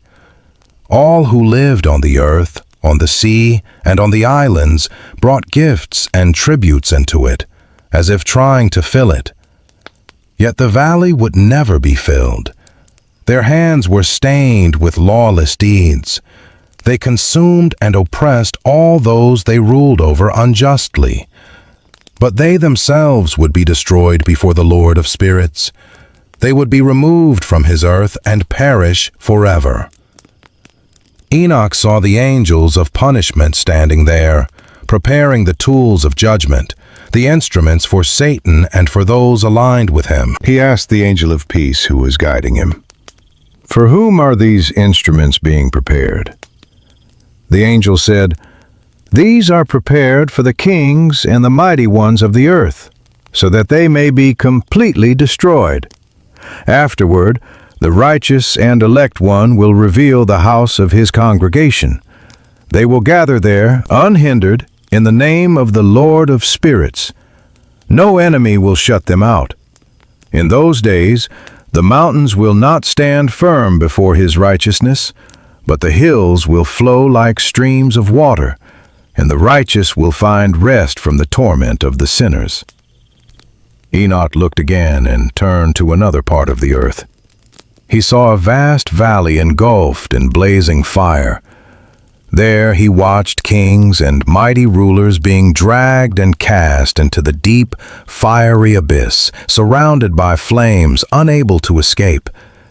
He saw massive chains of iron being forged, heavy, terrible, beyond human strength to carry. He asked the angel of peace, "For whom are these chains being prepared?" The angel replied, "These chains are for the hosts of Azâzêl. They will be used to cast them into the depths of the abyss of complete condemnation. Rough stones will be placed over their mouths, sealing them, just as the Lord of spirits has commanded." Then Enoch was shown that on that great day, Michael, Gabriel, Raphael, and Phanuel would seize these hosts and throw them into the burning furnace. "This," the angel said, "is the vengeance of the Lord of spirits. They yielded to Satan. They led astray those who dwell on the earth. Now their judgment has come." In those days, the Lord of spirits would open the chambers of the waters above the heavens and the fountains of the deep below the earth. The waters above, likened to the masculine, would meet with the waters below, the feminine, and together they would overwhelm the earth, destroying those who lived on its surface and those who dwelt near the very limits of the heavens. When they finally recognized the evil they had done upon the earth, their time would already be over. They would perish by those very waters. After this, the head of days would speak words of regret over the destruction of all who dwell on the earth, and he would swear by his great name, "From now on, I will not act in this way again. I will set a sign in the heavens as a pledge between me and them for all generations, as long as the heavens are above the earth. When the time comes for me to grasp them by the hands of the angels in the day of tribulation and pain, my chastisement and wrath will be upon those who defy me, says the Lord of spirits. Mighty kings of the earth, he declared, you will see my elect one sitting upon the throne of glory. He will judge Azâzêl, his companions, and all his hosts in the name of the Lord of spirits. The vision was clear. Judgment for the rebellious powers, deliverance for the faithful, and the central figure in it all, the Son of Man, the elect one, seated in glory. Even after Enoch had seen chains forged for Azâzêl's hosts and mountains prepared to melt before the elect one, his visions did not ease. Instead, they grew sharper, more focused on the final collision between heaven's justice and earth's rebellion. He looked again, and another scene unfolded before him. He saw the hosts of the angels of punishment. They were countless, moving in ordered ranks, and in their hands they carried terrible instruments, iron scourges and chains of iron and bronze. These were not symbols. They were real tools of judgment, heavy and unyielding, formed for one purpose only. The sight of them troubled Enoch deeply. He turned to the angel of peace who was still at his side and asked, "To whom are these angels going, with these scourges and chains? Who are they meant to seize?" The angel replied, "They are going toward those who were once called elect and beloved, the ones who were entrusted with truth but turned from it. They will be cast into the abyss of the valley you saw, the place of burning judgment." Enoch watched as the vision deepened. "In that valley," the angel continued, "those who misled others, who once walked among the beloved but led astray the multitudes, will be gathered together. Their lives will be brought to an end. Their days of leading others into error will cease forever." The roles would reverse. Those who once seemed untouchable, who spoke with the appearance of authority, would find themselves bound and thrown down, unable even to cry out against the justice that overtook them. In those days, Enoch saw the angels turning eastward. They moved toward the lands of the Parthians and the Medes, peoples of power and war. The angels stirred unrest among their kings, rousing them from the comfort of their thrones. These kings rose up like lions bursting from their dens, hungry, fierce, and restless. They surged forward like wolves among unguarded flocks, seeking conquest, power, and blood. They marched over the land of the elect, trampling and destroying as they went. Yet their advance was not unchecked. The city of the righteous stood in their path, a place chosen by the Lord of spirits, marked not by walls of stone alone, but by his presence. They pushed toward it, but something unseen held them back. They could not swallow it whole. Frustration and fury turned them against one another. Their right hands were no longer joined in alliance. Instead, their swords turned brother against brother, king against king. Enoch saw men forgetting their closest bonds. Fathers no longer recognized their sons. Sons no longer recognized their fathers. Mothers and daughters, brothers and kin, all were swallowed up in madness and violence. The land ran red with blood. Corpses lay uncounted. Punishment, terrible and unstoppable, fell upon those gathered there, not as random chaos, but as a judgment that fulfilled what had long been written. Then Enoch saw Sheol, the realm of the dead, open its great jaws.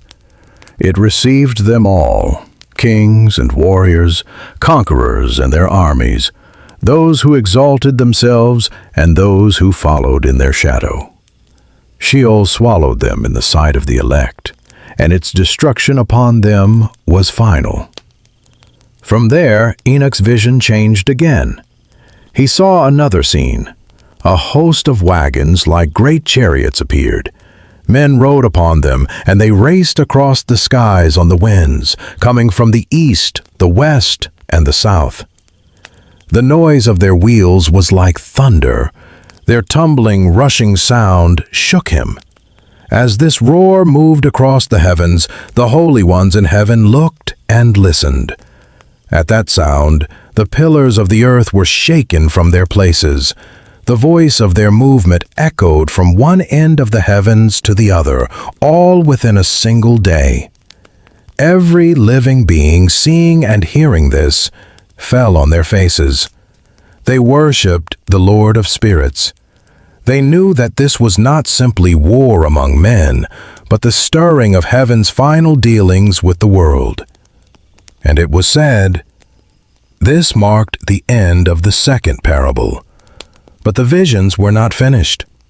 A third parable unfolded before Enoch, one that spoke deeply of the destiny of the righteous and the elect. He began to speak. Blessed are you, you righteous and elect, for glorious will be your portion. He saw that the righteous would shine in the light of the sun, bright, unashamed, steady, and the elect would dwell in a higher light still, the light of eternal life. Their days would have no end. The days of the holy ones would be beyond counting. They would seek the light and find it. They would lean into righteousness and discover peace in the name of the eternal Lord. After this, Enoch heard a command spoken to the holy ones in heaven. They were told to search out the secrets of righteousness, the inheritance of faith. For, it was said, "The light has risen upon the earth. It shines like the sun." Darkness is passing away. A light would come that would not fade. It would have no end. First, darkness would be destroyed, its power broken, its reach cut off. Then the light of uprightness would be established forever before the Lord of spirits. In those days, Enoch's eyes were opened still further. He saw the secrets of the lightning and of the heavenly lights, how they moved in obedience to the word of the Lord of spirits and executed judgments in the world below. Some bolts of lightning brought blessing, rain to the fields, signs to guide, displays of power that stirred reverence. Others brought judgment, fire upon the ground, terror to the proud, reminders that heaven's patience has limits. He saw the secrets of thunder, how its voice roared in the heavens and was heard on the earth.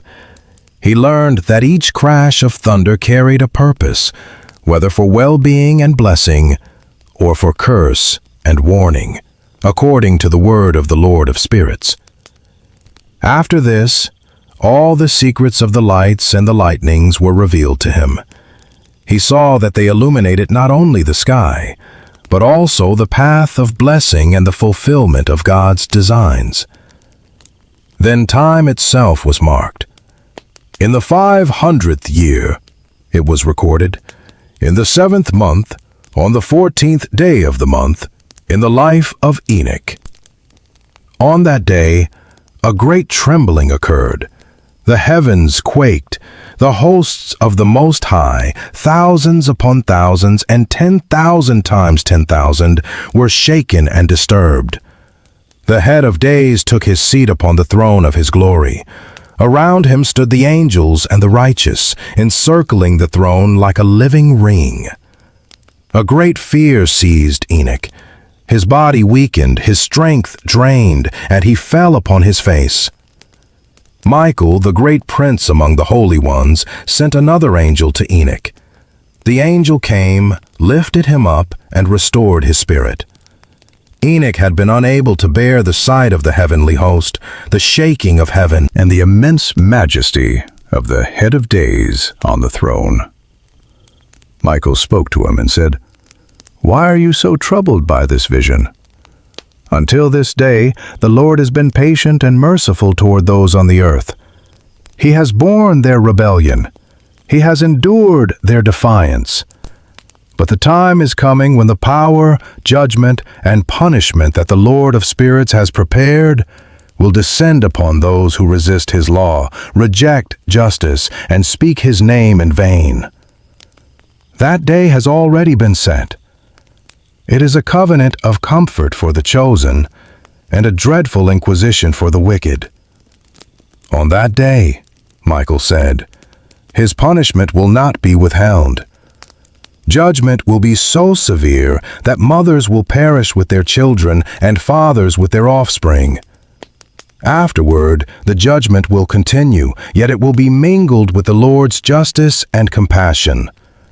His actions will not be wild or uncontrolled. They will be precise and true. Michael then revealed another mystery to Enoch. Two great creatures were set apart on that day, he said. One is Leviathan, the female, cast into the depths of the oceans to dwell near the sources of the waters, hidden in the springs of the great seas. The other is Behemoth, the male, placed in a vast, desolate wilderness called Duidanine, east of the garden where the elect dwell. That is the region where your forefather, the one who was the first of men created by the Lord of spirits, was set. These were not mere animals, but colossal beings of power and symbol, one ruling the depths of the sea, the other standing over the wild and untamed earth.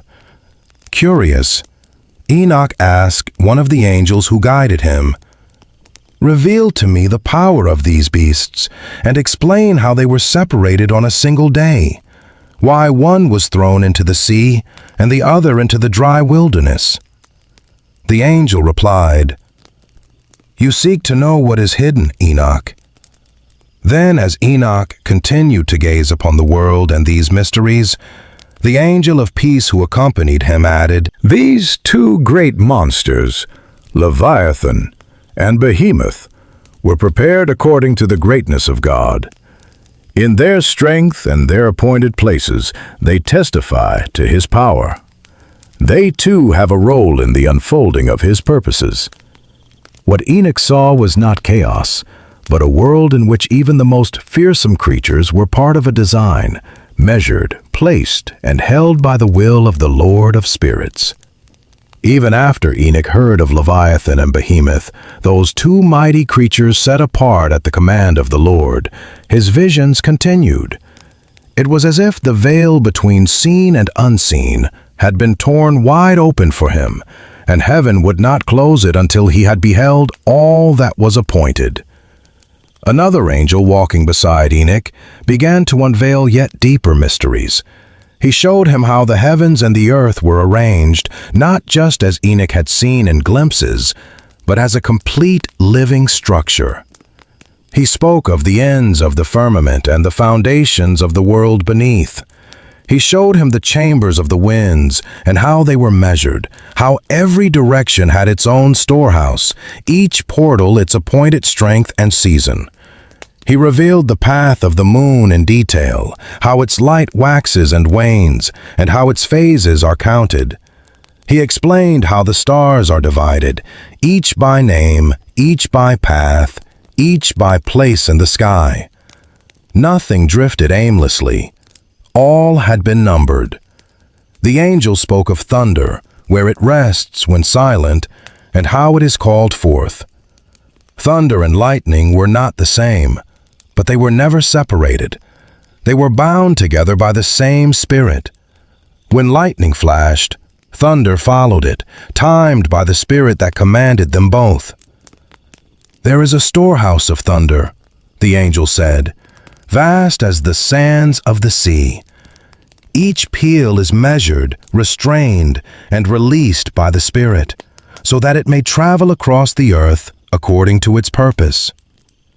He spoke next of the mighty spirit of the sea, a power that pulls the waters back and forth, moving them over mountains and depths with a strength no man could resist. He described the spirits of frost and hail, of snow and mist, each under the charge of an angel. "The snow," he said, "rises like smoke from its chamber.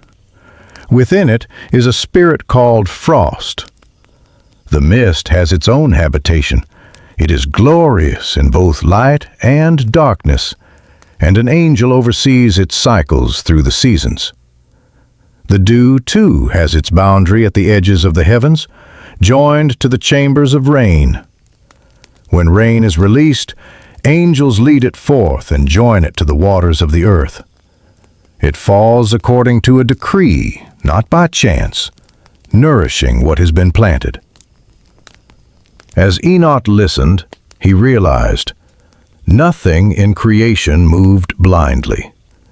Everything, from the greatest storm to the faintest drop of dew, obeyed the word of the Most High. The angel of peace who accompanied him then spoke of Leviathan and Behemoth again, saying, "These two great monsters were prepared in accordance with the greatness of God. Their size and their power testify not to chaos, but to His sovereignty." After this, Enoch saw another vision. Angels were given long measuring cords, lines stretched and shining. They took these cords and flew northward, disappearing into the distance. Enoch asked the angel who remained with him, "Why have they taken these cords? What are they going to do?" The angel replied, "They have gone to measure. These cords will be used to measure the righteousness of the chosen, to strengthen their faith. Through this measuring, they will know that they must always cling to the name of the Lord of spirits and never let go." The angel continued, "The righteous will dwell together. Through this measuring, every mystery will be revealed. Those who lie beneath the earth, those who were lost in the wilderness, those devoured by beasts, and those swallowed by the fish of the sea, all will be found. All will return, upheld by the elect one, for none of them will be destroyed before the Lord of spirits." Then Enoch saw that all of heaven received a command. At once, with one voice, they began to praise the Holy One. Their words were wise, full of life and understanding. Fire-like brilliance flowed from their praise as they blessed the Lord of spirits. The elect one was then set upon a throne of glory to judge the deeds of the holy ones in heaven, measuring their paths, weighing their actions, and revealing what had been hidden. As he lifted his face to examine the secret ways of the righteous and the watchers over them, all of heaven cried out together, blessing and glorifying the name of the Lord of spirits. On that day, Enoch heard the sound of a unified song, a praise that rose from cherubim, seraphim, and all the mighty angels of power. They exalted the Lord of spirits with words of faith, wisdom, patience, mercy, justice, and peace. "Blessed is he," they declared, "and blessed be the name of the Lord of spirits forever." Those who never sleep in heaven blessed him. Those who stood in the garden of life blessed him. Every spirit of light and all flesh upon the earth that knew his name glorified him. All his works and everything he had created would one day be revealed to the righteous and the elect in his name.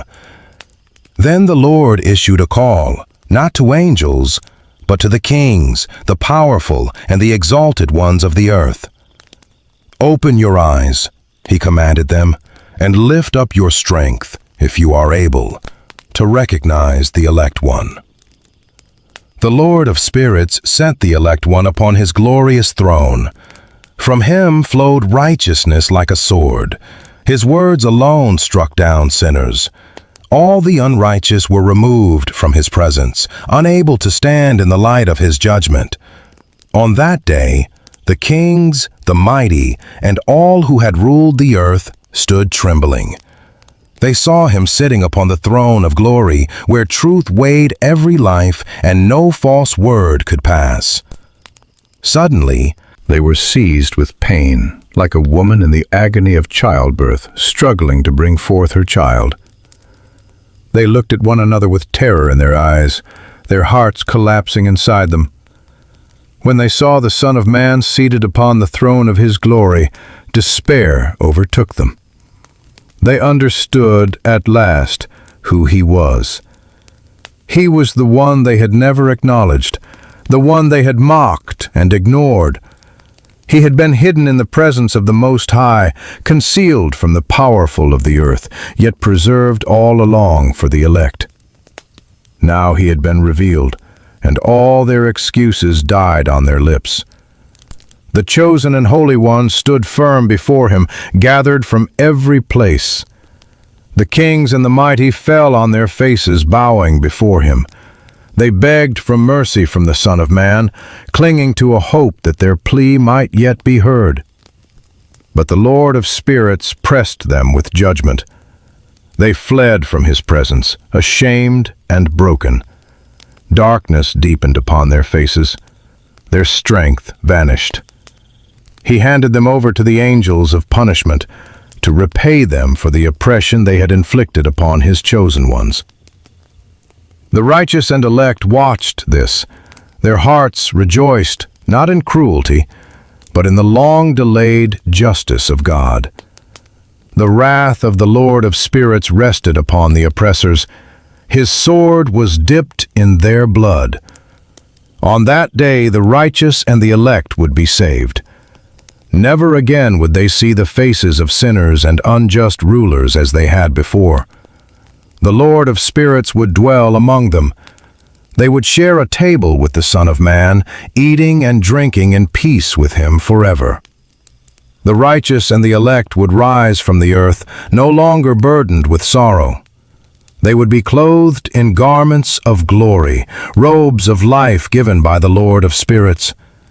These garments would never decay, never wear out, never lose their splendor. Their honor would endure before the Lord of spirits, age after age.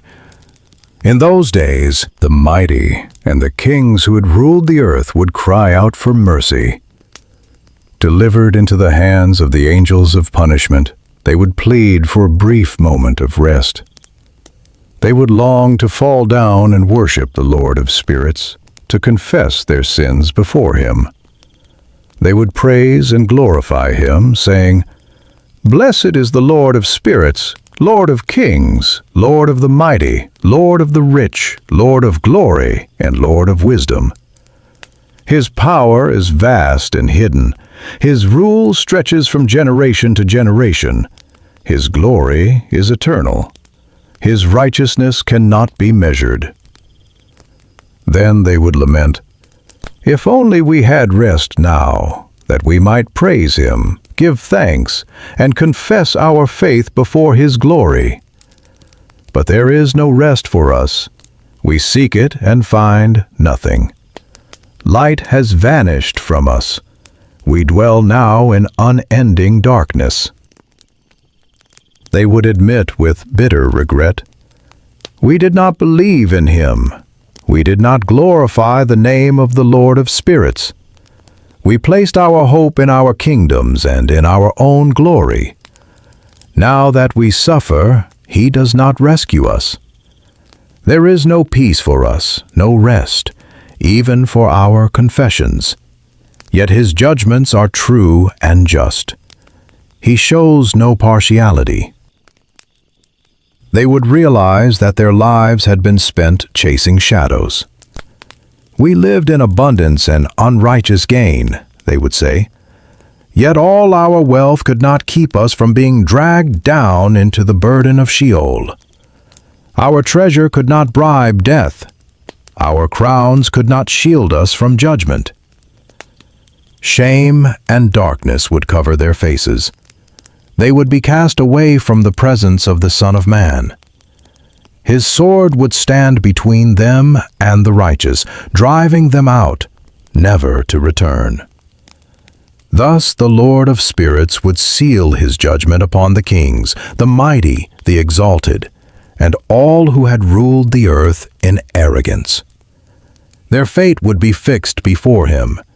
In that final place, Enoch saw other forms, hidden, unfamiliar, terrible. He heard the voice of an angel explaining, "These are the angels who descended to the earth and revealed hidden things to mankind, leading them into sin." The visions that Enoch saw were many. He saw the beginning and the end, the fall of angels and the rise of the elect one, the cries of the dead and the song of the blessed, the prisons of stars and the garments of glory, the beasts of sea and land, the fire of judgment and the dew of mercy. He saw that nothing, no secret, no spirit, no soul lay outside the sight of the Lord of spirits. And through it all, one truth remained. The story of heaven and earth, of watchers and men, of giants and judgment, would not end in ruin, but in a world cleansed, where righteousness and peace walk together, and the elect one sits upon the throne of glory forever.